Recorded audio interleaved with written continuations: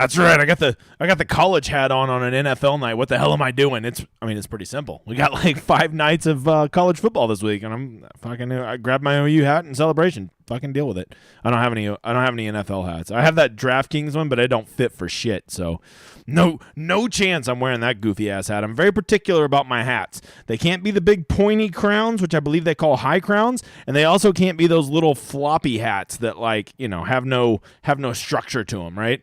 So I've learned I like the low crown hats. Look at that. Wisdom. Took me 38 years to figure out what kind of hats I like. All right, not sure why the fucking editor is not putting my chat up over here. Maybe he zoned out on me or something. But in the meantime, I'm going to give you a couple thoughts on the game for tonight, Monday Night Football. Maybe you're out trick-or-treating. Maybe you got little kids or something. So I'm not sure. Get your ass on here, fucking editor. All right. If you are playing, though, let's talk about it. I got to tell you, right off the hop, I feel like Joe Burrow is going to be way too highly owned. I mean, I'm not saying you shouldn't play him. I'm just saying, I feel like there's some real lineups you could make where if you don't eat that $11,400 salary, it really makes you not have to punt anywhere, right? And when you don't have to punt, you can end up making some really nice lineups that have a viable chance of winning. And then you just hope Joe Burrow has a solid game, just not a fucking nuclear game. And at that price, if he just has a good game, you could still get there. As you can see here with the generic inputs on Run the Sims, he is actually the worst leverage play on the slate, right? He's only showing up in the optimals. 65% of the time, yet they have him at 85% ownership. So that's crazy. And the reason why his ownership is going to be so high is because we know rule number 1 is people like to spend their fucking salary. And on a slate like this, it's really easy to get him in there. I don't think he's an egregious play. I can just come up with a lot of I've got a lot of scripts in my mind that I'm gonna run that Joe Burrow doesn't get there, right? Give me a 4 Browns, right? I'm gonna run a 4 Browns because that right there is already way different than what most people are gonna run. And then my 2 Bengals run back will be Mixon and T. Higgins. And yes, I'm fully aware that Mixon and T. Higgins will be very highly owned, and they're not some crazy sneaky play. But where I'm trying to get different is by running the 4 Browns, right? And maybe, just to be really weird, I can run one of those 2 Bengals as the captain. So I'm running a 2-4 Bengals to Browns, but I'm putting one of the Bengals at the captain, hoping he goes off, but the Browns still control the game. It could get there. I got to tell you, probably my favorite play, I don't know why this is the case. I feel like it's a mental deficiency I have, but I love tight ends on Showdown. I fucking just love tight ends. I told you, what was that, last Monday or Thursday night? I told you play Isaiah Likely, and he was the fucking nuts. Well, here I go again. I love Hayden Hurst, and I love Harrison Bryant even more. Those are probably just the bang for the buck that you get for those guys is really good. I mean, Harrison Bryant at $4,000, he should probably be about a $5,800 guy on this slate, and Hayden Hurst at $5,200 should probably be about a $7,400 player on this slate. With Jamar Chase out, with Njoku out, these guys' roles go up quite a bit. And if you've never watched these two, they're like legit fucking athletes, right? They're not just like, catch, fall down guys. They're guys that can catch, make a move. They throw the ball. They have good ADOT, which is, if you don't know, that's like how fucking far the ball throws to him in the air. It's not just like 1 yard drop offs like every time fucking Rodgers throws it to Tanyan last night. So those are some things to really consider. Those tight ends. And the great thing about tight ends is they really, probably more than any position on a slate, are almost script proof, right? If it shoots out, tight end's probably a little less valuable, but could still get there, especially at those price tags. If it's a slog, well, then all of a sudden, if the game's a slog, if it's a 10-7 game, well, all of a sudden, 4 catches for 48 yards from your tight end kind of looks pretty damn good all of a sudden, right? So there's just a lot of way those guys can get there. So those are some guys to consider. And, I actually think that Cleveland and the Bengals game tonight, of course, it's that game. What I meant to say is I think that Cleveland actually has a functional offense, and I think my favorite script is kind of Bengals. This game has some pace, and because of that, I would much rather be playing a $4,000 Harris Bryant than I would a $4,000 or $4,400 Cade York, right? I'd rather be getting pass catchers in this game. If my script is I think it's going to be higher scoring, I'd rather have the guys that have more touch. Obviously, a kicker doesn't have touchdown upside, except for the Sooners. Our kicker got a fucking touchdown. That's right. So, But on a serious note, I would like Harrison Bryant, Hayden Hursts, basically at the same price as McPherson and York, way more in that script, right? Now, if I think it's going to be kind of a middling, slow, slog it out game, well, then the kickers probably have more upside to get to 12 points more often than those tight ends would. So that's the first one.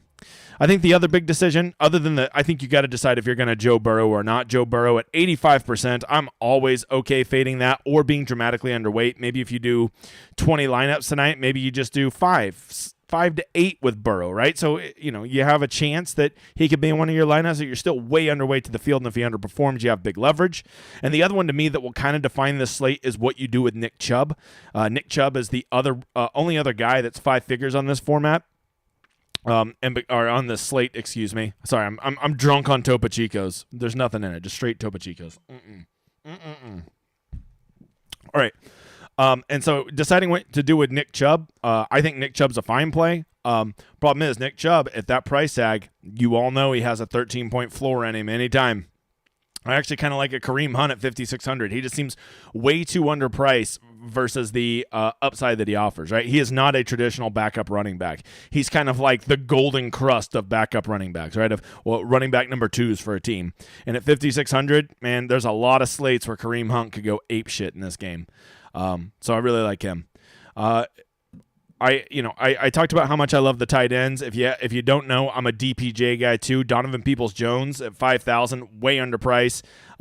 If I were doing one guy I'm definitely playing tonight, it would probably be him. He gets red zone targets. He gets deep targets. Him and the 2 tight ends are my 3 favorite plays. I would really like to get 2 or 3 of them in a lot of my lineups, and the best part is they're all basically a pump price. And when those are the bottom guys in your lineups, now you don't have to go take a fucking chance on Mike Thomas or Samaje Perine or trying to get Pharaoh Brown right, which, by the way, if you need a $200 punt, I would say Pharaoh Brown's probably my favorite.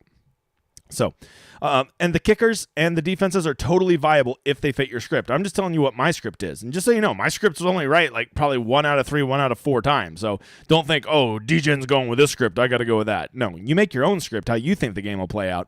I actually think that Brissett is a functional quarterback, and the Rams have a pretty good offense. And we've seen the Bengals really look good the last few weeks. And yes, I know they don't have Jamar Chase this week, but I'm just going to assume that they are going to continue their offense trending in the right direction, and Cleveland can push them. You're going to see some points, and I like a 4-2 Cleveland stack on that just to be different. That's it, because and a 45-point line isn't nothing, right? That's an above-average total in NFL, especially these last few weeks. All right, I'm going to get to some questions now. That was a lot of talking. I gave you my general thoughts on the game. I guess in conclusion, Joe Burrow and Tyler Boyd are very good plays. They fit in a million scripts, but they're probably the 2 guys that I'm looking to avoid the most. And if I had to have a 3rd guy on that list, it'd be Nick Chubb. And it's mainly just because of what those guys' salaries are, what their ownership is, and what their bust rate is. And there's just other guys that I would rather get it in with. There's no way I'm fading Joe Mixon. No way I'm fading T. Higgins. No way I'm fading Amari Cooper, Donovan Peoples-Jones. Like, I just like those guys, right? Those are the lines I'm drawing, especially for the script that I want. I just don't see a way that those guys don't get there if my script hits. If it really is a 24-21 game, and it's not even that close, right? It's like 24-21 and the Bengals score a late garbage touchdown type game, right? 24-21 is kind of what I'm playing it to be. And in that's usually going to lead to a lot of the pass catchers and running backs getting there versus the kickers, the defenses, and the quarterbacks. My opinion, Bob. Okay, here we go.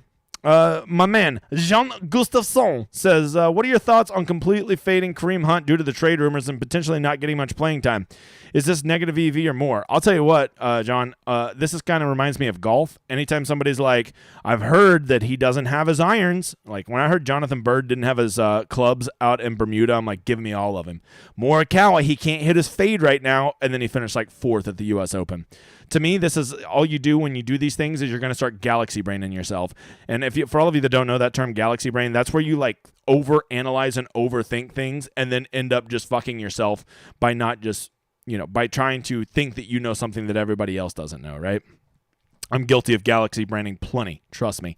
I think anybody that tries to be a game theory guy is always going to galaxy brain some shit. And I've really been trying to work hard on that. And so I would say I'm not going to buy it. I'm not going to buy it. Plus, there is, if they want to get him some trade value, they probably want to show off what he can do. right? That would be my argument.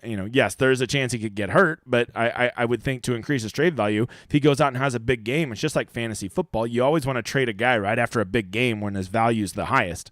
So, to me, that's just as likely to happen as them throttling him down. That's my take on it. I could be wrong. Been wrong before. Will be wrong again.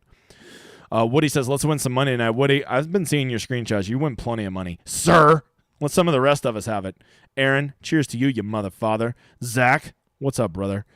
Anthony, let's fucking go. I'm there. Going for all the money, none of the money's tonight, 5-1 Cleveland onslaught. I love a 5-1 Cleveland onslaught. I mean, I don't think you should build all your lineups like that, but if you're building 20 lineups, I think it's very sharp to put 4 or 5 of it towards a 5-1 Cleveland stack. First of all, ain't nobody going to do it. Second of all, Cleveland 5-1 stacks play very nice together. A Chubb, Brissett, Cooper, and then go run York and their defense, and then run it back. You probably have enough money in that case to run it back with whatever fucking Bengal you want.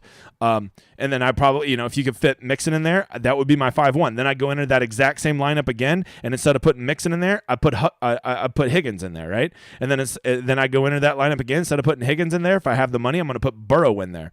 If I really like my 5 Cleveland guys that I have together, guys that play nicely together.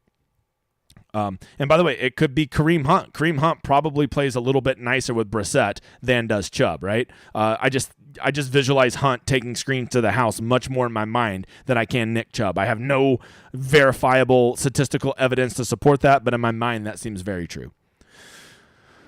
Fading Brissett with 2 of his receivers, okay? Is that of his receivers? Okay, fading Brissett with 2 of his wide receivers. So I'm a little confused, Travis. Are you saying you're not going to play Brissett, but you still want to play 2 of his receivers?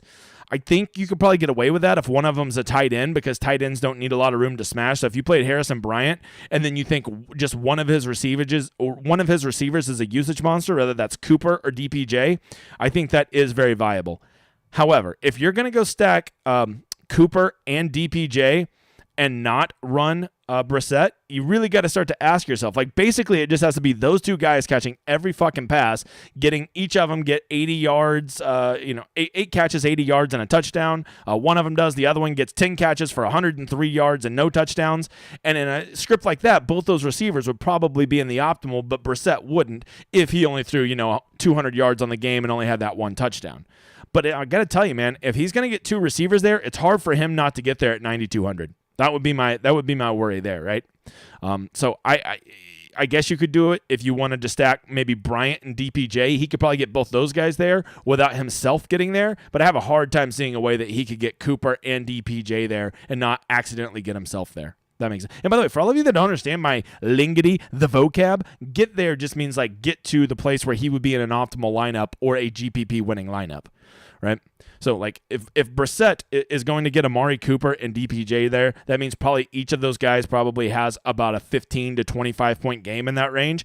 And if they're both having that, well, that means Brissett's going to be passing it to those guys. And that would mean right there, he's probably going to get a 22 point game, right? And if you're getting 22 points at 9,200, that's a really good return on value. Of course, it would be subject to how the game plays out. But if this game does play out as a 21-17 game, 22 points at quarterback is going to be the nuts.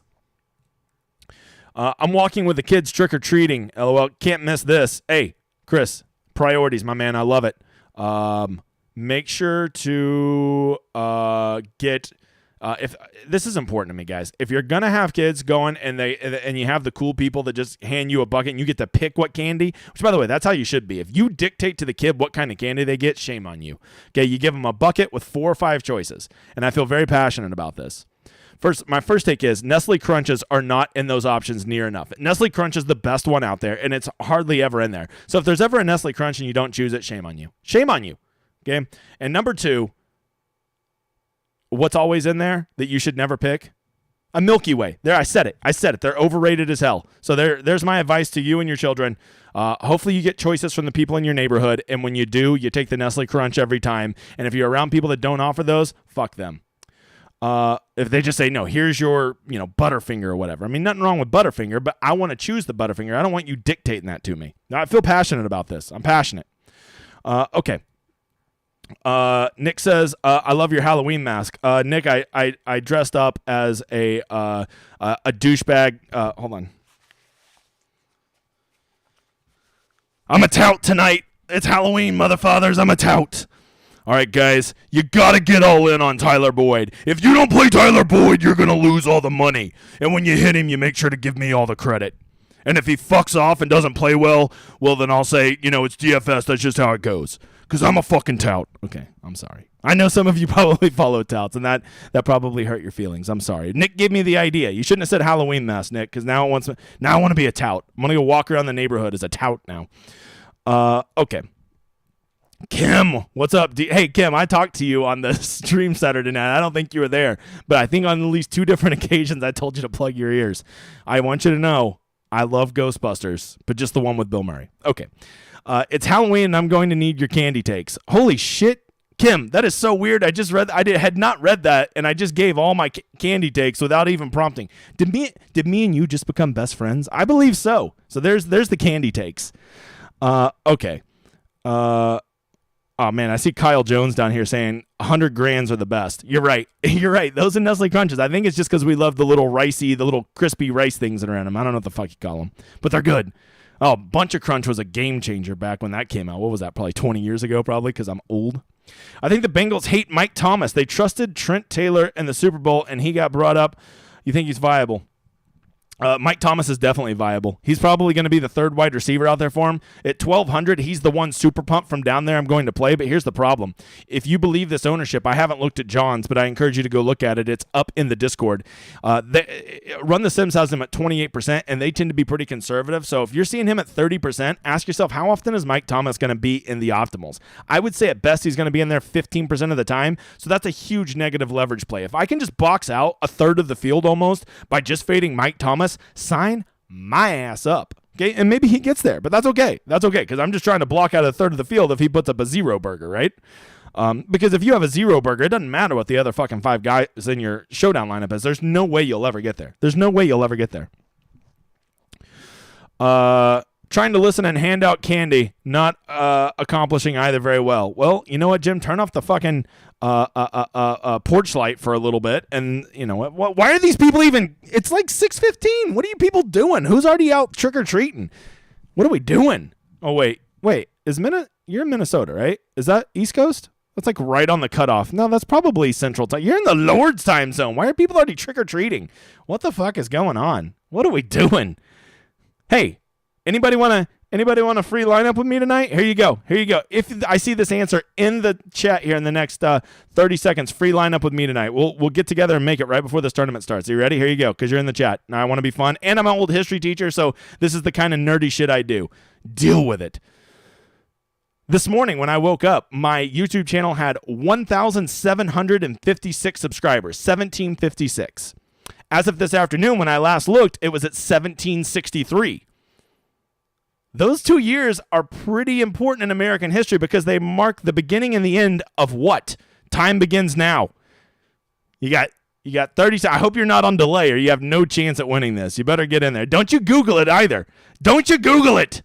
Paul says pandemic. No, I think that was 2020 to like 2027, Paul. Anybody, free ticket tonight if you can answer that one. It was 1756 to 1763. Uh-oh. I will say I see a technicality here. I see a technicality. This is gonna get very contentious. The editor's already cringing. He's already cringing. Some good guesses. Ah, there it is. Okay. I was really gonna be a dick to my man Rick rolled here. He said the 7 Years War. I'm sorry, Rick. I fucking live in America. We don't call it the 7 Years War. That's what the slappy Europeans call it. For all you Europeans, I love you. The correct answer is the French and Indian War. Rick, after this, let's make a lineup together. Shoot me a message on the Discord, and we'll make one real quick, okay? My treat. Proud of you for knowing that, yeah. You nerdy mother father. Okay. Let's see. Back over here. So Nick said, I meant Taylor is not viable. I meant Taylor, not viable. Thomas. Oh, did I say the wrong guy? Nick, I'm sorry. Yeah, I'm not playing Trent Taylor, although he does seem to be a more positively leverage play. I just think that the prices on this, Nick, the values on this slate are so good that you don't need to come up with these crazy punts and get weird plays. That's my take on it. That's my take. Just going back through, I'm in Florida. I was talking about old John Gustafson. I'm pretty sure he's up in Minnesota, Chris. Paul, the pandemic. What a ridiculous guess. Revolution, I mean, right time period, only off by 12 years or so. Not the worst guess. Not the worst guess, Kim. The Spanish-American War, real bad guess. Spanish-American War was 1896. Get the fuck out of here, Sugar. You're better than that. I saw your Showdown lineup. You're better than that. By the way, Sugar Style, he definitely is the guy that won I believe he won my YouTube league. So we're making a Millionaire Maker lineup this week. But he doesn't get a shout out I'll shout him out on the YouTube channel Saturday night. Nick, give me a fruit candy and you have all the chocolate. Nick, you are so gross. Fruit, you would rather have fruit candy over chocolate? Nick, I've seen you. You're a big boy. You should know better than this. You are better than to enjoy fruit candy. You'd rather have Jolly Ranchers over a Snickers, a Nestle Crunch, a Twix. Oh, by the way, Twix is also superior category of Halloween treats. And by the way, I found this one time. I've only ever saw it once. I don't know if they discontinued them, but if you have ever had a dark chocolate Twix, fucking game changing. Okay, because they always make them with the milk chocolate, but the dark chocolate Twix, game changer. And I've had it once. It was amazing. I've never been able to find it again. Very sad. Very sad. It's very sad. All right. Editor. The editor was just sitting there, bated breath. Never forget, the editor made a 5 on the AP US History exam. That is the highest possible score you can get. What a nerd. The Spanish, French, and American Indian War. Yeah, I mean, that's what it was. It's actually called the First World War for all of us history nerds. Give credit to the movie The Patriot. Wait. Oh, really? They reference the fucking French and Indian War? If you want to know, all right, another question for another lineup. And I think someone's going to get this. Rickrolled, you don't answer, you're disqualified. For another lineup tonight, I'm in a giving mood. Okay?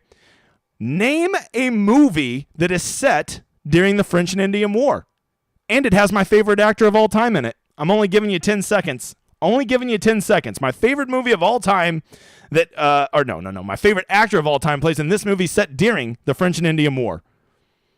Commander. I believe you're trying to say Commando. Paul, you're being goofy tonight. That's 2 pretty goofy guesses in a row. See, no one knows this one. No one knows it. Either that or you guys are all on a huge delay. Dances with Wolves. That's Civil War. Ben Affleck, Geronimo, The Notebook. These are some ridiculous guesses. Yeah, no. 5, 4, 3, 2, 1. My favorite actor is Daniel Day-Lewis. The movie he was in that takes place during the French and Indian War, The Last of the Mohicans. It's The Last of the Mohicans. Good. I didn't want to do 2 tickets anyways. Did you know that one, Rick Rolled? It seems like some shit you would have known. Mel Gibson's character who fought in the French and Indian War is based on... Oh, there we go. Look at Rick Roll. He probably did know the answer. If he's knowing that kind of shit, he probably knew Last of the Mohicans. Sounds like he knows movie and history. Be better, Nick. Kim gets it. Never... Kim, I think we've learned here, never trust a Louisiana man. Okay.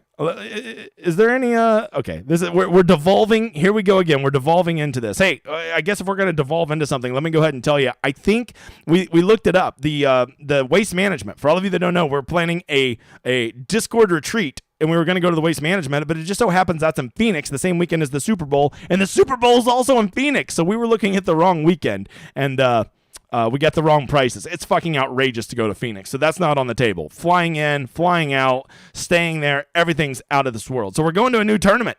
I think and I've been talking to some people. Are you ready? Yeah, Justin Ash, you're too late, brother. Sorry. You gotta get caught up. So here you go. If you're interested, I think right now the plan is I'm gonna I'll announce all this in a week, but go ahead and start, talking to the lady, talking to the husband, whoever you got to get permission from. I think we're leaning towards going to the API. That's the Arnold Palmer Invitational, which is March 2nd through the 6th. So I think it's the very first tournament they play on the Florida swing after they leave the West Coast. They go down there. It's in Orlando. We're going to go there. We're going to go hit some golf. We're going to go play some golf. We're going to go watch some golf. We're going to go to the casino. We're going to hang out at the Airbnb. It's just going to be a chance to get away with the boys. If that's something to interest you, go. I'm not going to say who's welcome and who's not. Literally anybody that wants to come is welcome. Let's just hope that like 50 people don't want to come. I don't know how the fuck I'm going to organize it. So we'll see. I mean, it's quite the trip. It's quite the trip. But we looked at it. It just makes a lot of sense. It kind of has everything we want. Beautiful weather that time of year. Cool tournament. There'll be a lot of big names there. There's a lot of things to sell. So if that's something that interests you, go ahead. All right. Any more questions? Is there any more questions about NFL football? My daughter is allergic to peanuts. I get the Reese's cups. All right. Oh, wait. But they're not apple-flavored Reese's cups, Nick. Get the fuck out of here. Get the fuck out of here. Reese. I'd rather have fruit over chocolate. Get the fuck out of here. Nick, you go eat a turtle. Go buy turtles, which this is the time of year they're very popular. But once again, I encourage you to get the dark chocolate. But go eat a turtle, and then you tell me that a turtle doesn't taste better than a Laffy Taffy. If you can look me in the eye and say that with sincerity, I will question your sanity as a person. That's a fact. That is a fact, Nick. All right. The Russell Crowe. What's the most you'd leave on the table tonight? Woody, quite a bit. I built a lineup earlier. I did not put Burrow in it, and I didn't put Chubb in it. And when you do that, you basically can have anybody you want, right? You can go put Mixon, Higgins, Brissett, Cooper in it. Very, very easy. Grab a Harrison Bryant, and I'm trying to remember how much I had left over. It was still very, very affordable. I didn't have to punt it all just because I avoided those top two.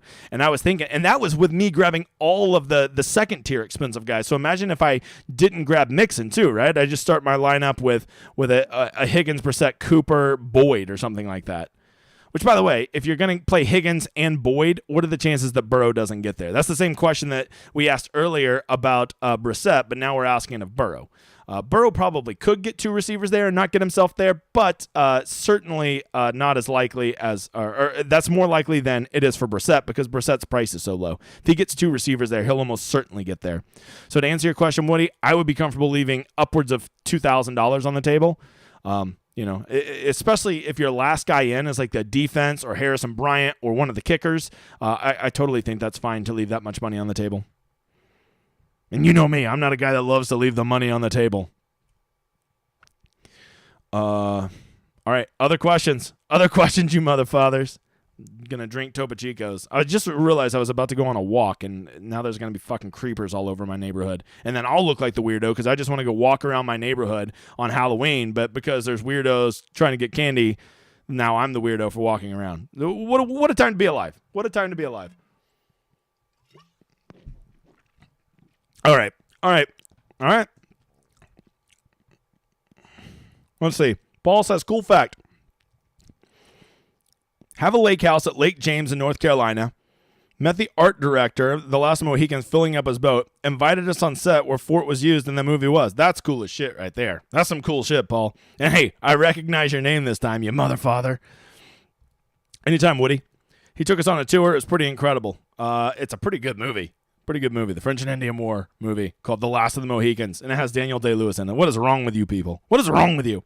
Okay, any other questions about anything? I'll go 5 more minutes if you have any questions about football, or if you just want me to, I can give you more touting if you want. I do have my hat on backwards. I need to post a screenshot. That's what I got to do. All right. I think you guys are all behind. I got 628. You see it down there in the corner? Yeah, actually, you probably can't see it. My big ass is blocking it, ain't it? How gross is a 5-1 Bengals stack? Paul, if I'm playing Bengals, I love a 5-1 Bengals stack. Matter of fact, Paul, just to answer your question, that's the only way I play a Bengals. If I play a Bengals lean or onslaught, it'll be a 5-1. I don't want to do a 4-2 Bengals because that's going to be so common that if my lineup hits, I don't want to be chopping on a 297-person train. So if I do run the Bengals, and trust me, there is definitely a path that a 5-1 Bengals onslaught gets there, right? Definitely gets there. A Burrow, Mixon, Higgins, Hayden Hurst, and then pick either the kicker or the defense, and then just run it back with whatever random Cleveland guy you think gets there. And in a scenario like that where Cleveland's getting their ass kicked, you probably have to assume that Amari Cooper or DPJ would probably be the most likely to get there in that case, or maybe even Harrison Bryant.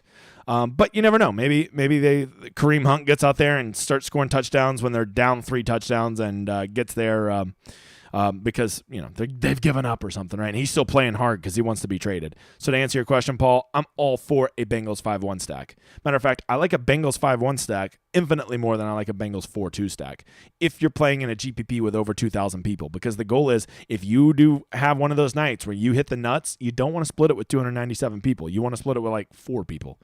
And so that's how I feel about it. Now, if you're playing in a single entry with just a few hundred people, a 5-1 gets, you have to start weighing, is this additional risk that I'm taking on worth it, right? Like, does it justify it that I'm taking on a 5-1 when there's only 150 people in this GPP? Do I really need to be that different? And in that case, that's your personal preference. I would say you probably don't. You probably can get away with a 4-2 in that and just play the 4 Bengals you like. That's what I'd say, Paul. That's what I'd say. All right. It's been real. Rickroll, if you send me a message in the next 10 minutes, we'll make a lineup. If not, you don't get it, you busta. Way to know your history, you motherfather. Thank you guys for being here. Thank you for supporting the cause. New month coming up. Exciting times. I'll talk to you guys later. DM me if you have any questions. Later, you motherfathers.